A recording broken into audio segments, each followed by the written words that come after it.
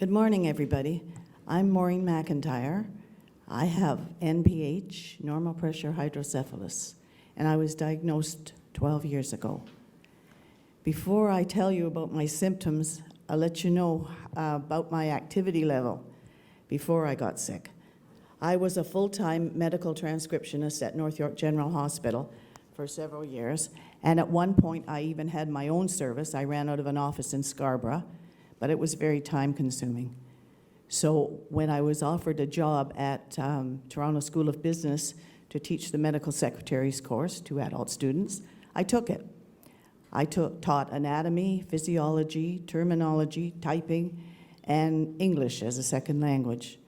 And it was a good job, it was fun. But my husband became ill while I was there, and I was teaching on a contract basis. So I had no insurance.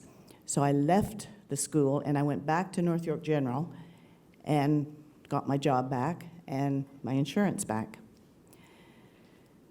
Before I start into my symptoms, I'll tell you the three main symptoms to look out for NPH. First of all, it's gait disturbance, trouble walking.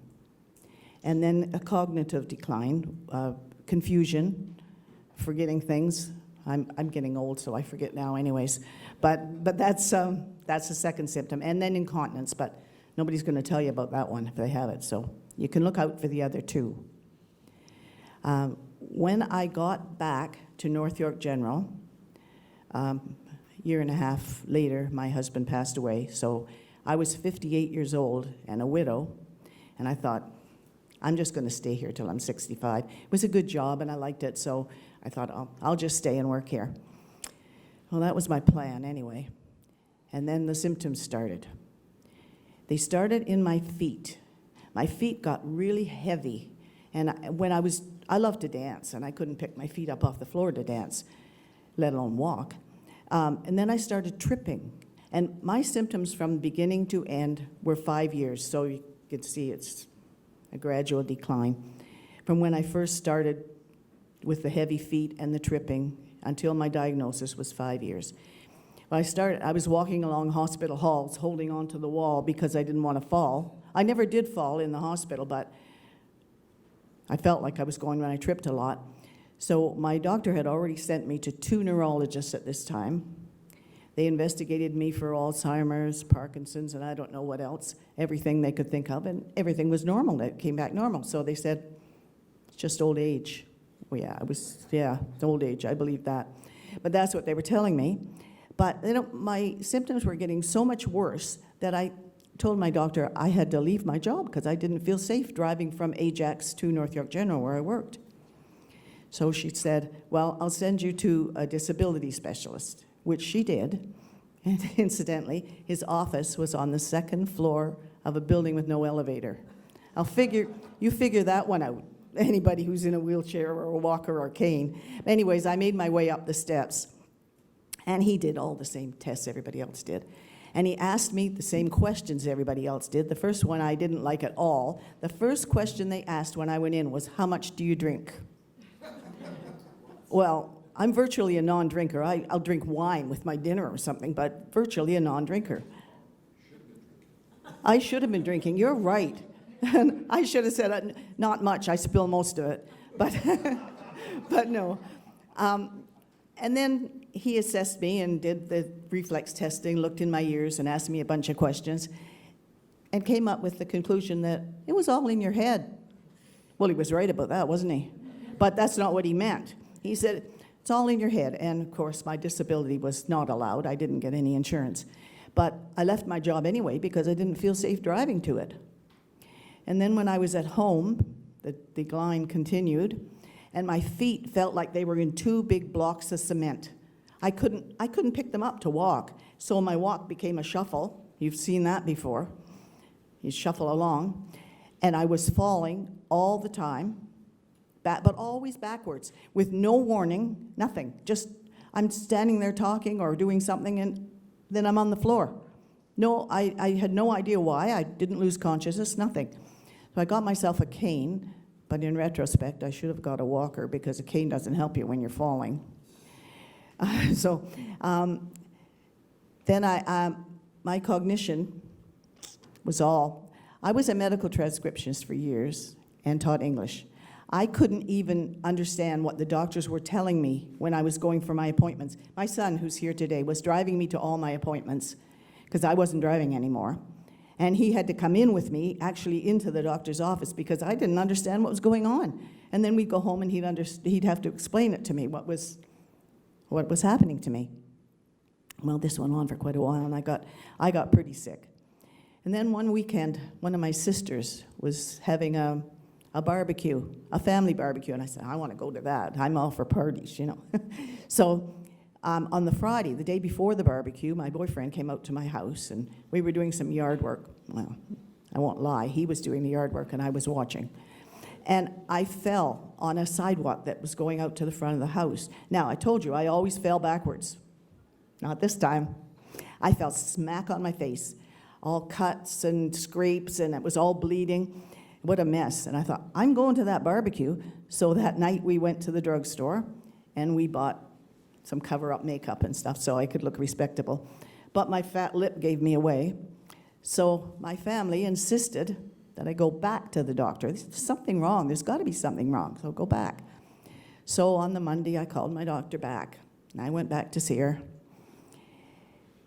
Well, I told her about my fall and my face, and then I asked her for another referral. Well, you'd think I'd asked her for the moon, because the conversation that followed was not short at all. She said, well, I've already sent you to 2 neurologists, and they both say it's just old age. Mm-hmm. And I sent you to a disability specialist who seems to agree with them. So you're just going to have to live with it. But I didn't buy that. I've been healthy all my life. I don't take any cholesterol medication, no hypertension, no diabetes, nothing. I take medication for nothing. So I guess I argued enough with her that she finally gave in, and she found me a 3rd neurologist. This doctor was, and probably still is, in Centenary Hospital in Scarborough. So my son took me to see him, and we went in, same questions, same tests and everything. And I thought, oh, here we go again. It's all in your head. But then he said, come on out into the hall. I want to watch you walk. We said, can you walk from here down to the elevator, turn around, and come back? And I said, yeah, I think so. So he wanted to take my cane, but I wasn't giving that up. So he said, why? And I said, because I'll fall. And whether that triggered something in his brain, I don't know. But he let me use my cane, and I walked down to the elevator, turned around, and came back. Then he took me back into the office, and he said, I'm going to order an MRI for you. Now, I'd never had an MRI, X-rays, CAT scans galore, but never an MRI. So we went for the test, and a few days later, I got called back to the office. And I thought, I didn't even want to go back, because I thought I knew what he was going to say. We walked into the office, my son and I, and before we even got to the chair, he said, I know what's wrong with you, and I can fix it. Thank God somebody finally believes me. You could have knocked me over with a feather that day, and I didn't hear anything else he said. Well, I'm lying. I did. I heard him say, I'm sending you to my mechanic, who was the neurosurgeon at Sunnybrook Hospital over here, who inserted a ventricular peritoneal shunt in the right side of my brain, and I have tubing that drains the excess fluid down into my abdomen. And after that, I spent 3 years in intensive physio because I wasn't walking. It was awful. And my balance, I had no balance. It was terrible. So 3 years later, I finally got rid of that cane. But that's not the end of my story. It continued. A year later, in the meantime, I had sold my house in Ajax and moved to a condo. I now live in Guelph in a condo. And so I live by myself because I'm a widow. A year after I'd got rid of that silly cane, I was found in my condo, unconscious, in the bathroom. They figure I'd been there 3 days. My boyfriend had been trying to phone me. He phoned a couple of days and couldn't get hold of me. So he called my son, who didn't live close either. And so my son finally got hold of my sister, who was just 2 streets away. And she came over and found me there, called 911. They took me to the local hospital. I was still unconscious. They kept insisting I had had a stroke, I guess because of my age, they figured stroke. But I was drinking. Yeah, I was drunk. That's right. But everyone was telling them I had a shunt. I don't think they knew what the shunt was, and they were just insisting it was a stroke. Well, they couldn't revive me, so they sent me by ambulance to Hamilton General. Well, if there's neurosurgery there, so I was still unconscious, but I'm told that the neurosurgeon just siphoned a small amount of fluid from my brain. I woke right up. And apparently the CAT scan showed I had 3 blockages in the tubing. So midnight that night, they replaced the tubing. And that was 8 years ago, and I'm still kicking. But I serve on I live in a village of about 650 homes. It's an over 55 active community. And I serve on the executive board of directors for that village. I also started and still run, I started 7 years ago, and I still run a women's social group, and I have over 160 members. We meet once a month, and then we do things all through the month. We go on trips and lunches and shows and stuff. And there hasn't been one meeting when I haven't had at least one new member. So I guess it's a needed service. I also usher at my church. I volunteer at St. Vincent de Paul through the church, and I visit people who need money for food or clothing or whatever. And in my spare time, I've written 4 romance novels. I want to tell you about the first one because it's not a very big one. I have a few copies with me today if anybody's interested. It's called Perseverance. And it is a fiction because it's a romance novel, so I made it all up. But I gave my main character NPH, and all her signs and symptoms, treatments, tests, and everything are what I had. So that part of the book is true. I've also got some of my cards over there. If anybody wants to contact me, I have a phone number and my email address. And before I go, I'll just tell you I occasionally write little pieces about NPH. We have a website in our village, and we have a magazine. Well, one of my neighbors called me, this was a couple of years ago now. They live in the same condo, and they asked me, the woman called me, and she said, could I come down and talk to them? She had read my book, and her husband was under investigation for Alzheimer's, Parkinson's, you know the bit, and there was no diagnosis. So I went down, I spent about 2 hours in their house. He had all the same symptoms that I had had. So I said, take my book to the doctor next time you go. So she did. He had hydrocephalus. He now has a shunt, and he's fine.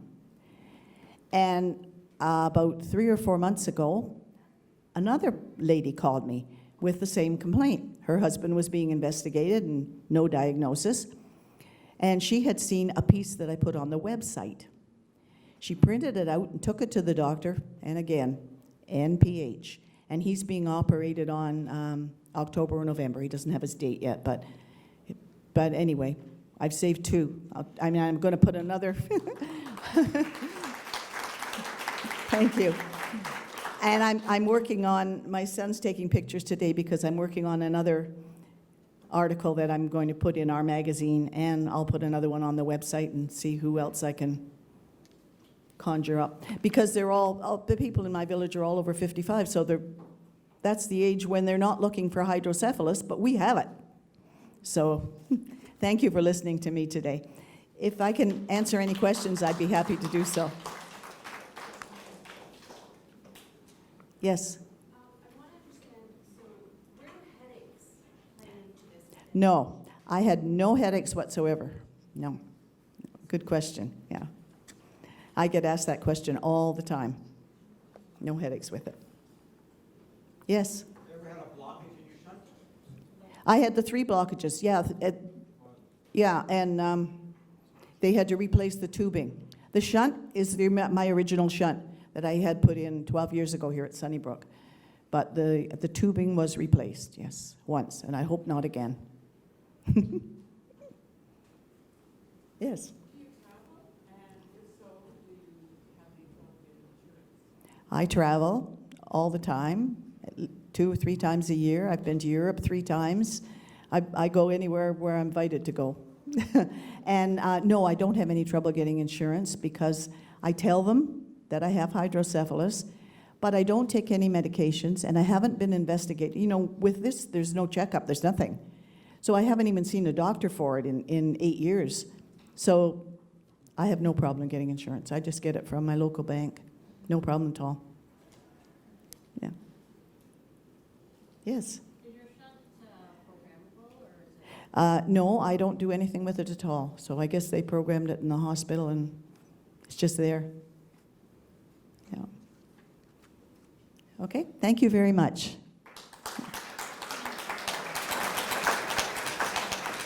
Thanks so much, Maureen. I think everybody really appreciates you sharing your very personal experiences, and your story certainly speaks to the importance of personal advocacy in your healthcare and the need to increase awareness. So thank you very much for that.